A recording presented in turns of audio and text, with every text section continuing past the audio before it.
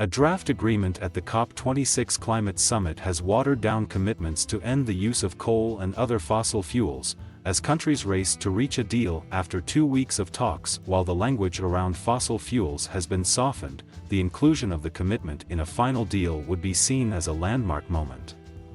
A deal must be agreed by the end of the summit, which is in its final hours. The UN meeting is seen as crucial for limiting the effects of global warming. The draft agreement, which was published early on Friday following all-night talks, also asks for much tighter deadlines for governments to reveal their plans to reduce greenhouse gas emissions.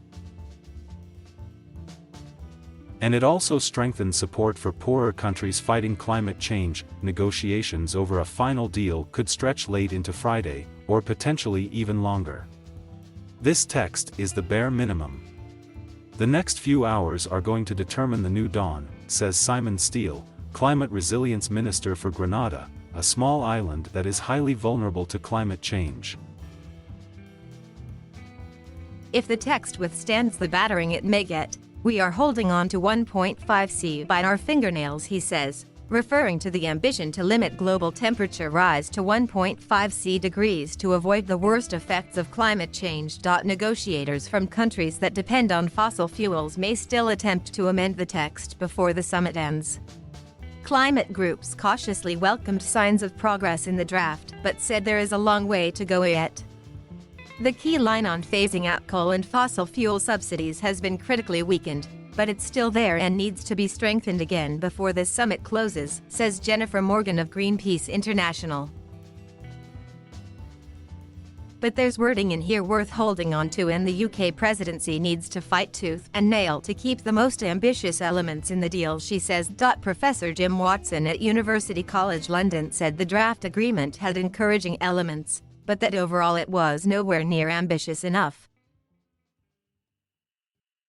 The draft comes after UN Chief Antonio Guterres warned that 26 Colombian pesos would probably not achieve its aims, and the crucial goal of limiting global warming to 1.5°C is on life support. Scientists say that limiting warming to 1.5°C compared to pre-industrial levels will protect us from the most dangerous impacts of climate change. It is a key part of the Paris Agreement that most countries signed up to. Meeting the goal requires global emissions to be cut by 45% by 2030 and to zero overall by 2050.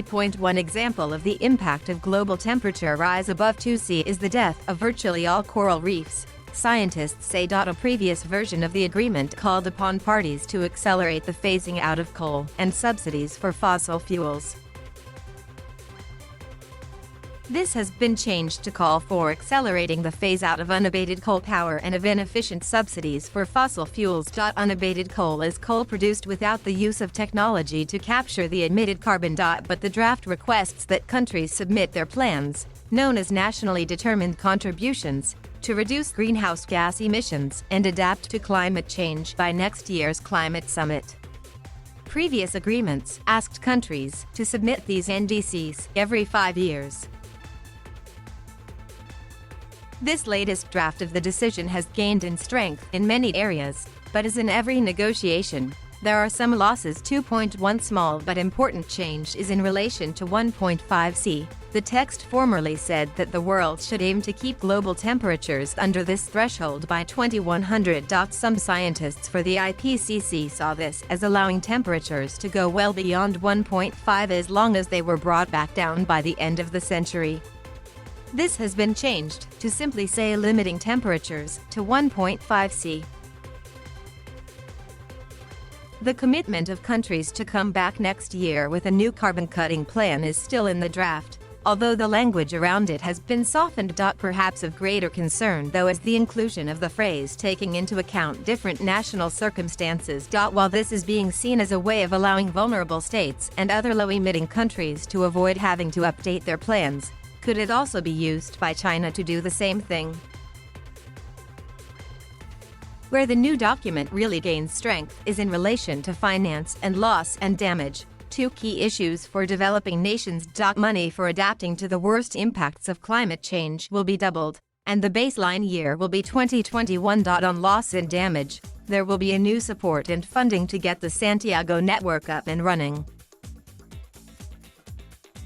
This network will deal with the impacts of climate change that go beyond adaptation. This is a first step on a road that will please the most vulnerable nations. A key sticking point at 26 Colombian pesos is climate finance, the money promised by richer countries to poorer countries to fight climate change. It is controversial because developed countries are responsible for most greenhouse gas emissions, but developing countries see the worst effects of climate change.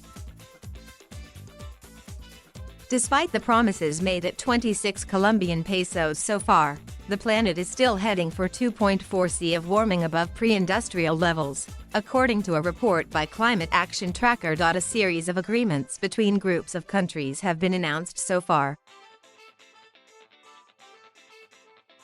Thank you for watching. Please subscribe.